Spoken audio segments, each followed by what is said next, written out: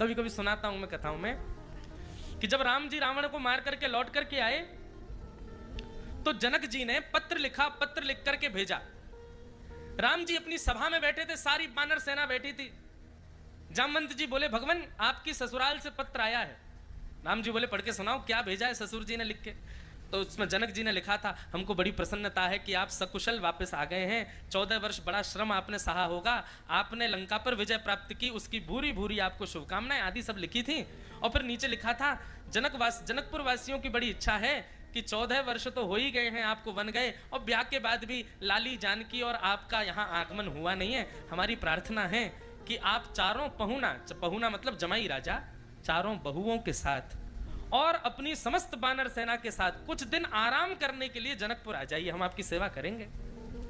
महाराज जैसे ही ये बात सुनी, बंदर तो उछलने लगे, सारे बंदर नाचने लगे। बोले, बढ़िया हुआ, लंका से थके आ रहे आए हैं भैया, बिल्कुल आराम नहीं मिला है, आराम करवे जनकपुर जाएंगे।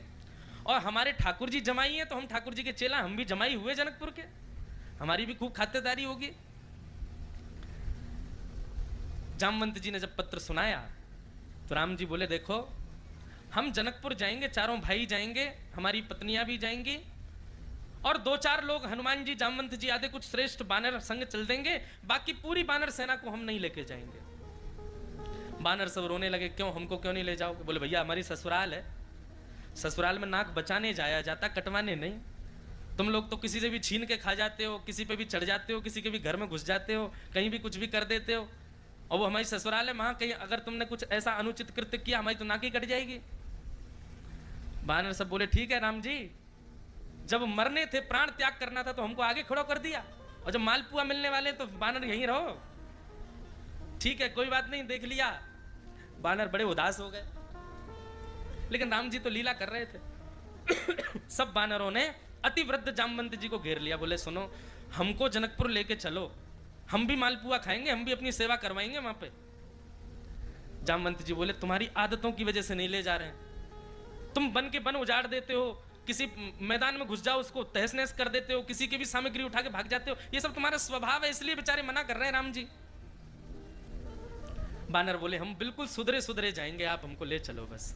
जामवंत जी बोले, ठीक है, मैं एक युक्ति अपनाता हूं। और राम जी के पास जाकर के सब बानरों की बात कह करके जामवंत जी बोले, प्रभु मैं जिम्मेवारी लेता हूं, एक भी बानर कुछ भी गलत नहीं करेगा। राम जी बोले, प्रमाण क्या? बोले, प्रमाण ये कि जो मैं करूंगा वही ये लोग करेंगे। राम जी बोले, करके दिखाओ। सारे बानर बैठे थे, जामवंत जी बोला, जैसे मैं करूं वैसे ही करना, उसके अतिरिक्त कुछ नहीं। तो ठीक है। जामवंत जी एक हाथ उठा, मैं तो सारे बानर एक ही हाथ उठा मैं।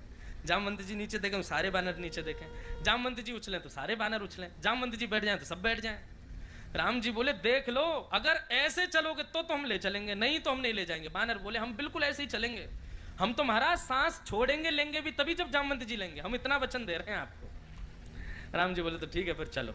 अब महाराज रथ सजाए गए और चारों बहुएं और चारों भैया विराजमान हुए, हनुमान जी, जामवंत जी, अंगद जी आदि आदि सब बानर, और पीछे बानर बिल्कुल ऐसे चल रहे हैं जैसे 26 जनवरी की परेड होती है, एक साथ पांव आगे चल रहे हैं, एक साथ हाथ आगे चल रहे हैं। जामवंत जी मूड खुजा रहे हैं तो सारे बानर मूड खुजा रहे हैं, जामवंत जी कमर खुजा में तो सारे बानर खुजा में, जामवंत जी को खांसी आ जाए तो जबरदस्ती खांसे सब। राम जी बड़े प्रसन्न हो रहे हैं देख करके, बोले, जे बढ़िया है। जनकपुर पहुंचे, जनकपुर में जैसे ही पहुंचे, अटारियों पर सखियां खड़ी थी, पुष्प वर्षा कर रही हैं, और महाराज मालाएं लेकर के खड़ी हैं, सुंदर आरती के थाल सजाए हैं, और पूरे जनकपुर में राम जी से ज्यादा प्रशंसा उनकी सेना की हो। बोले, भैया ऐसे बानर नहीं देखे। और राम जी, जामवंत जी सब बानरों के कुर्ता और सिलवा के ले गए थे, ऊपर से कुर्ता वुर्ता पहन करके बिल्कुल सीधी छाती करके सब चल रहे थे। कहीं कोई सेब खाता दिख जाता तो बानर का स्वभाव है छीन लेता है, पर यहां सेब खा रहे हैं बानरों के सामने, लेकिन बानर नहीं उनको देख भी रहे, सीधे चल रहे हैं बिल्कुल, जामवंत जी जो कहेंगे वही करना है। जनक जी ने स्वागत किया, सारे बानर बिल्कुल सभा में बैठे, एक सुई गिर दो तो उसकी आवाज आ जाए, बिल्कुल हलचल नहीं हो रही है, सब बानर बिल्कुल एक टक बैठे हुए हैं। जनक जी कहने लगे, बोले, निश्चित ही लग रहा है कि रावण को मारने वाली प्रजा आई है यहां पर, कितना शिष्टाचार। राम जी बोले, जी बिल्कुल ऐसे ही है, हमारे भोले भाले बानर हैं सारे। महाराज अब वार्ता बाद में होगी, पहले प्रसादी पाली जाए। बोले, जी। अब बानर तो भैया कभी पेड़ पर चढ़ के खाते हैं, एक दूसरे से छीन के खाने वाले, लेकिन आज बानरों के आगे पट्टा लगाए गए, चौकियां लगाई गई हैं। आसन धरे गए हैं, थालियां लगी गई हैं, उसमें सुंदर सुंदर कटोरियां रखी हैं।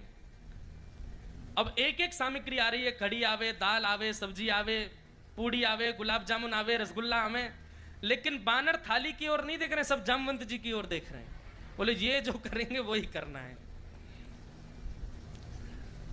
सब सामग्री आ गई, फल आए तो फलों में सेब आए, अमरूद आए, आम आए, सब सामग्री रखी गई। जनक जी ने हाथ जोड़ करके सबसे कहा प्रारंभ कीजिए, प्रसाद पाइए, लेकिन बानर नहीं बिल्कुल भी। जामवंत जी को देखा, जामवंत जी ने पहले जल हाथ में लिया, थाली के चारों ओर घुमा करके महाराज अन्नपूर्णे सदा पूर्णे कहने लगे। सब बानर भी हाथ में जल लेकर के घुमा रहे हैं, पी रहे हैं। जनक जी कहे वाह भैया ये बानर हैं, देखो इनको। देखने के लिए भीड़ लगी है बानरों के शिष्टाचार को। इतने में ही जामवंत जी ने सबसे पहले आम उठाया, आम ही प्रिय था उनका। आम को घुमा के देखा, बोले वाह भैया वाला मीठा आम है। अब जामवंत जी भैया नेका ताकतवर नहीं थे। जामवंत जी इतने बलवान थे, इतने बलवान थे कि राम जी जब रावण को मार के लौट के जब वापस आ गए तो एक दिन जामवंत जी अपनी हथेली खुजा रहे थे। तो राम जी बोले क्या हो गया? बोले कि भगवान मेरी हाथ की खुजली शांत नहीं हुई। बोले क्यों? बोले मेरे समान बलवान पूरे राम रावण युद्ध में दो ही थे, एक तो रावण और दूसरा कुंभकर्ण, और दोनों को आप दोनों भैयाओं ने मार दिया, मेरी तो हाथ की खुजली ठीक ही नहीं हुई है। इतने बलवान थे जामवंत जी। अब बेचारा छोटा सा आम पकड़कर जामवंत जी ने जैसी दबाया सोई उसकी गुठली उछल गई। जैसे ही गुठली उछली सारे बानरों ने भी आम उठा के सबने दबाए, बोले गुठली उछलनी ही चाहिए। और जैसे ही सबने आम पकड़ के दबाए सबकी गुठलियां उछली। जामवंत जी की गुठली उछली। जामवंत जी बोले मेरे हाथ से रावण निकल के नहीं भाग सकता, गुठली की इतनी मजाल भाग गई। और पकड़ने के लिए जैसे ही जामवंत जी उछले, जामवंत जी के उछलते ही बानर बोले आक्रमण, अब खुल गए महाराज, कूद पड़ो सबरे। और लिए महाराज बानर एक दूसरे पर कूदने लगे, किसी की कड़ी लेके भाग रहे हैं, किसी की दाल लेके भाग रहे हैं। जनक जी की थाली में से पूड़ी लेके भाग गए बानर सबरे। पूरे जनक जी के महल में कड़ी, खीर, दाल आदियों से पूरा लेपन कर दिया पूरे सभा का। राम जी नीची नजर करके बैठे थे। जनक जी बोले लग रहा है कि रावण को मारने वाली सेना है। राम जी बोले अब क्षमा करें पिताजी, बानर हैं, अपना स्वभाव कैसे छोड़ सकते हैं। जनक जी को लगा कि राम जी को बहुत संकोच हो गया है, तो जनक जी ने तुरंत राम जी को हृदय से लगा लिया। परंतु सबसे ज्यादा संकोच तो जामवंत जी को हो रहा था। जामवंत जी बोलने लगे, बोले सारे करे कराए पे पानी फेर दिया, अरे ये क्या गुठली उछल गई, सबरे उछल गए।